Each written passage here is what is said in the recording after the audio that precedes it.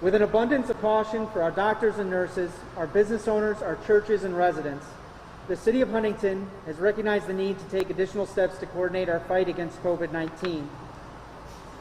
Foundational to our government of the people, by the people, and for the people in the United States is ensuring the protection and health of our communities. In his treatise on liberty, John Stuart Mills argued the only purpose for which power can rightfully exercise over any member of a civilized community against his will is to prevent harm to others. This is known as the harm principle in conservative and libertarian circles such as our neck of the woods. As Benjamin Franklin once noted in his office as an elected official, local governments cannot abdicate the duty to protect residents in order to fulfill the wishes of the few who live without regard to others. Executive orders, whether from a mayor, governor, or president, have the full enforcement power of the law until expired or revoked by the executive or a court deems it unlawful. The executive order I have signed this morning has been further affirmed and recognized by the local legislative members of our City Council. In accordance with the nature of the threat facing our city, this order is tied to the color-coded stages of Indiana's COVID-19 dashboard and will adjust as the threat passes or increases. It provides general, equal, and certain expectations and requirements. In light of these foundational realities, the City of Huntington is providing rules of the road so that every group, business, and individual in our community knows the expectations and obligations public health demands of them at this time to relieve our hospitals and break the chains of community transmission of COVID-19 in the City of Huntington. We've been learning from other cities and communities around the country and the world to determine what we think gives us the best chance at fighting the spread of this virus in our community together. We've also shaped these guidelines with inputs from sectors that will be most impacted by these requirements: restaurants, bars, gyms, and social gatherings throughout the community for any purpose. These are sectors where the core behavior without a mask and close proximity to others lends itself to the higher risk of spread from both those with and without symptoms of COVID-19. As a result, we are working with them to set capacity standards across each sector. At the same time, we ask that all customers and members of these groups support them by encouraging them in this difficult time. We are all in this together, whether we remember that in the moment or not. And it's a duty of each of us to recall and remember that. The city is also providing extra supports and flexibility to each of these establishments and sectors at this time to ease the burden of fighting COVID-19. And while these requirements are not enforced on religious services, we recognize that the nature of a virus is that it spreads amongst riskier behaviors regardless of whether you're singing worship hymns or top 40 hits from the radios. We are joined today by Catholic and Protestant clergy representing congregations that we know through conversations have been taking important steps to lower the risk and spread amongst the faithful of our community. One of the most threatening aspects of COVID-19 is the way that it isolates so many of us in a fog of confusion about what to do, how to look out for our loved ones, and how to weigh the risk of disrupting our normal lives against the risk of the spread of COVID-19. We commend these pastors and their leadership teams to others as examples to follow and as fellow travelers on the road to creatively consult with during these challenging times. Again, we are all in this together. Let us make sure that we look out for one another and support each other. Some of these congregations are conducting worship virtually at this time. Others have chosen to gather together with strict and certain clear guidance regarding distances and masks. Still others have foregone congregational singing to help reduce the spread of respiratory droplets in their rooms as they gather to worship.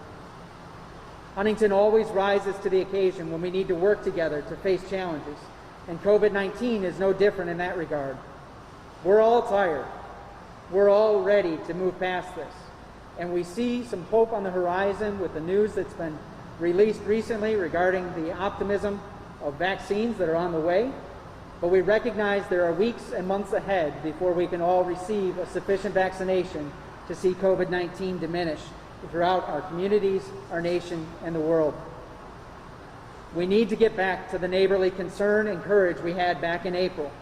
It's time for us to dig deep to support one another and find creative ways to fight COVID-19 together.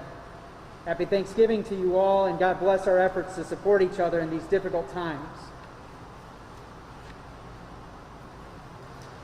As we move forward in orange status, we recognize a difference between indoor and outdoor capacity, and we encourage bars, restaurants to move towards carryout as much as possible while reducing indoor capacity to 50% in orange and exploring options for expanding outside of their walls. If we move to red, that capacity will reduce further to 25%. We encourage all restaurants to make it clear to their customers that they are expected to follow the governor's guidelines regarding masking, which includes wearing a mask until you are seated at your table, and then you are allowed to remove the mask when you have a drink or food item. Due to the risk involved with singing and the spread of respiratory droplets of COVID-19 from asymptomatic individuals, there will be no live music or karaoke while in stages orange and red, in bars or otherwise. 6 feet of distancing between households remains the guiding rule. We also call upon all college students returning from schools outside of Huntington County to seek a test for COVID-19 if they have not already, to do so as soon as possible upon their return, to isolate at home until test results are received, and isolate at home in accordance with CDC symptoms if symptoms arise in accordance with CDC guidelines. The City of Huntington is also stepping up to the plate to support these businesses in these sectors with grants to help with the expense of additional heaters or awnings during this time if they wish to create outdoor seating capacity. The Making Space initiative of the city that's authorized by this order offers additional expansion outside the walls of a restaurant to provide safe table seating outside alongside of heating units in accordance with fire code. Also the use of tents and awnings with 2 walls or less. It also allows greater flexibility for us to work with downtown businesses and others to enhance the ability for carry-out service and to also create additional space for outdoor eating or drinking. We also are recognizing the need to commission additional volunteers and our staff to facilitate contact tracing in our community so it can enhance its ability and its effectiveness.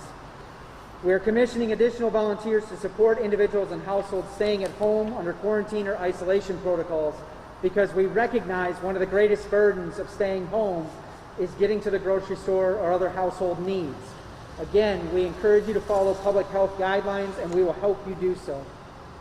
A final support that is available to the residents of the City of Huntington and the community of Huntington and the broader county are Living Guard masks. Through a generous partnership between the United Way of Huntington County, Pathfinder Services, and the City of Huntington's CARES Act funds, masks are being available for distribution. These are masks that provide better protection. They are more comfortable because we're all already uncomfortable with wearing these, and we want to make it as easy as possible to comply with the governor's executive order regarding masks and the exemptions that apply thereof. Recognizing the need for clarity around enforcement, we have adopted local guidelines for both individual and businesses that are not complying with the governor's mask mandate. We recognize our greatest asset in this community is our relationships. And just as with any other civil infraction, our law enforcement members have complete discretion in conversations with community members on when to apply a civil infraction to an incident or not. There is a clear progression as needed. We hope it won't come to that because we recognize, again, the need for all of us to work together to overcome COVID-19. This virus is something that most of us have never faced before. We've never had to think about what it means to live while a virus is spreading throughout our community. We've made mistakes. We're committed to learning from those. And we're committed to doing better tomorrow. And so I ask all the residents of the City of Huntington, the business owners, and elected officials of the same city to work together with us in facing and meeting this challenge head on.